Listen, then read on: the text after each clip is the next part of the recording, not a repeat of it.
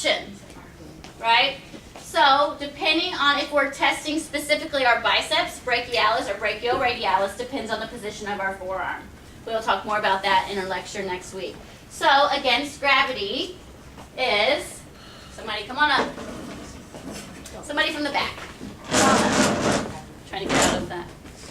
Perfect. Perfect. Okay, so you're sitting in the chair with your arm adducted at your side. So this is your against gravity position, which we know, right? Here's our biceps, us pulling it up against gravity. So starting position, our prime movers, biceps, supinated brachialis, if we're pronated, and brachioradialis if that forearm's in neutral. Okay? That might be a test question, it won't be a practical question, okay? In your practicals, I will say elbow flexion that you're testing. Okay. So this is our starting position against gravity. So I'm going to say I'm stabilizing on my humerus, and then I'm going to say go ahead and bend your elbow. Can you pull it all the way up? Good. Great. So she has full range of motion against gravity here. I'm going to apply resistance on that distal forearm, right? So I'm stabilizing at the joint, just proximal to the joint, and I'm applying resistance on the most distal bony segment of the joint. So I'm applying pressure, min, mod, max. She's a 5 out of 5 with elbow flexion, okay? Let's go back here. Now I want you to move to approximately 100 degrees of elbow flexion. Good, so go ahead and bring your elbow up. Great. So she does not have full range of motion against gravity, but she has more than half. So what I'm going to do, I'm going to passively range her to make sure that it's a muscle issue, not a joint issue. So she's got full passive range of motion. I'm going to move her to a gravity eliminated position. What's everyone think? No. What am I going to do? Stop after that passive range of motion and give her a 3-. Good. All right. So now back to that starting position. Just do about 10 degrees of elbow flexion. Good. All right. Is that all you have? You can't come all the way up for me? Okay. So I'm going to passively range her. Full passive range of motion. What do I do next? Which is? Right. Okay. So now that muscle can contract and doesn't have to fight against gravity, right? So I'm going to stabilize here at the elbow. Can you go ahead and bend your elbow and try to touch your mouth for me? Good. So I'm not moving her, right? I'm just allowing her to perform the motion. Okay? So she has full range of motion. Good. Perfect. I'm not going to test her at that end point. I'm going to apply minimal resistance on that distal forearm. Good, and she can take it. What's the score? What if she can't take it? 2. Okay. What if she bends just about there? 2-. No resistance, right? What if there's no motion? I'm going to palpate on the biceps. See if I can feel a contraction. If I do, it's a 1. If I don't, it's a 0. So let's go back to that not testing at that end range, okay? Because I didn't clarify that on this one. So against gravity, elbow flexion. Can you go ahead and pull your arm up? All the way up. Good. Full range of motion against gravity. I'm not testing her at that end position. I'm going to pull her back just a little bit, and then I'm applying that resistance. I'm stabilizing and applying resistance to that distal forearm. All right, so that is our elbow flexion against gravity. So elbow extension. Just think about it. Without looking at the graph, how would you test elbow extension? So there's flexion. If somebody has great shoulder integrity, I can test it up here. Right? And then she can straighten her elbow. Go ahead and straighten her elbow. So that's elbow extension against gravity. So a lot of your patients that you're really in real life testing this elbow extension on might not have the ability to get their shoulder in this position. Well, then you're screwed and you can't muscle test their elbow extension. Is that right? No. That's why I taught you guys this way. This is easy for healthy people, but most of the people we're seeing aren't necessarily healthy, right? We're seeing them because there's probably something wrong with them. So you can test this way, totally fine, and I think your book does have it, but I'm going to show you, and on the graph, I'm going to show you prone on the mat. So now you get to lay down. Clear the mat for her, ladies. Or just her feet. You guys can stay on there if you just let her some room. So you are prone, on your belly. Adducted to 90 and elbow flexed. So switch that way just a little bit. Good. All right, so here she is. All right, so elbow extension against gravity. I'm going to stabilize. She's already stabilized with the mat, but I'm going to stabilize her again. Go ahead and straighten your elbow for me. Good. So there she just did full range of motion of elbow extension. She's at 0, right? So I'm not testing her at that locked position. I'm going to pull her back just a little bit, stabilizing that distal humerus, applying pressure on the distal forearm. Don't let me push you down. Min, mod, max. Okay, there's your 5 out of 5. All right, what if she barely has any motion there?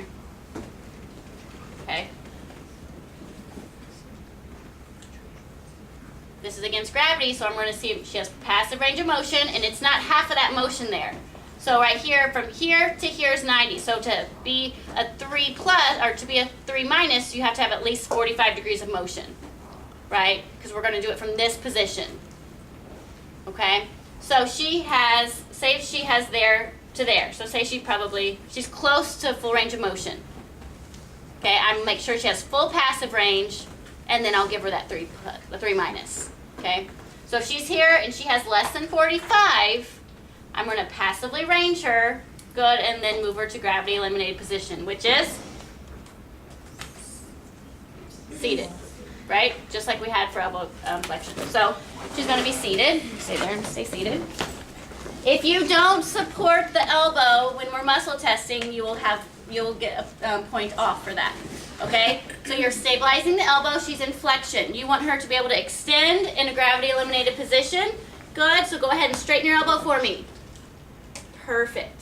Full range of motion, so full elbow extension, gravity eliminated. I'm going to pull her back just a little bit so she's not in that locked in position. I'm going to stabilize, apply resistance to the distal forearm. Good, and she takes it. 2 plus. She doesn't take it. It's a 2. What if she does? Just a little. Good, 2 minus. What if there's no motion? Okay, go ahead and straighten that arm. There's not going to be any motion. And then I will palpate the triceps. 0 or 1. So there's your elbow flexion and extension. All right, we're going to do forearm pronation and forearm supination. So both of these are pronation, or pronator teres, pronator quadratus. So we're sitting, glenohumeral joints adducted, elbows flexed to 90, forearm is supinated. Okay, starting position for pronation.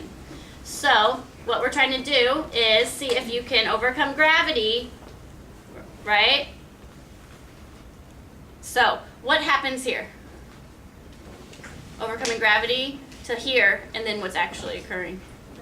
Gravity is assisting. But this is how our book tells us that we're going to muscle test this. So don't overthink it. You're here. Now I want you to go ahead, and I'm stabilizing at the distal humerus. Go ahead and turn your hand over for me. Good. So she has that 80, 90 degrees of pronation.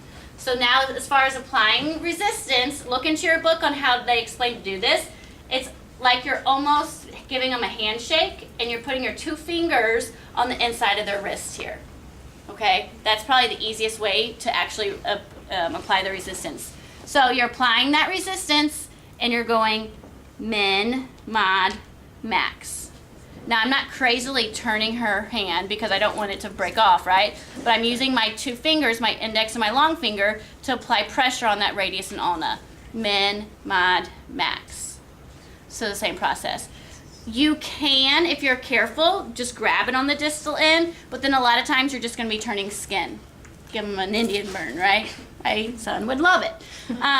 So that's why you do it, and you're supporting that radius and ulna with those 2 fingers and applying pressure there. If you do it the right way, you can do it the other way, but it's a little bit trickier to make sure that you don't just grab their skin and turn it. Okay, so starting position, good. So what if she doesn't have half? I'm going to passively range her, make sure she has full range of motion, move to a gravity eliminated position. Boom, right? The important part here that you're going to probably forget is that she starts in supination if we're testing pronation. Okay, a lot of people just put people up here and have them perform the motion in a neutral position. You start them in supination. I'm supporting the elbow, good, and you go ahead and you're going to turn your hand towards the door over there, good. So she's got full pronation. Once again, I'm going to probably now, in this, I can either grab it if I'm standing above her and put the resistance on the radius and Anna, or make sure that I'm applying a resistance to that radius and pushing it towards supination here. That min resistance to the distal forearm. Okay, so that's your pronation muscle testing. Supination, your supinator and your biceps. Starting position, same position here, elbows flexed 90, but you start with your forearm pronated. Same thing, come against gravity, go ahead and turn your wrist up, or your hand up to the ceiling, great. So what am I doing? And I'm stabilizing here, but I'm also making sure that I'm keeping the elbow tucked into the side. If I don't do that, if I just say, go ahead and supinate for me, or go ahead and pronate for me, if they're lacking that ability, what are they gonna do?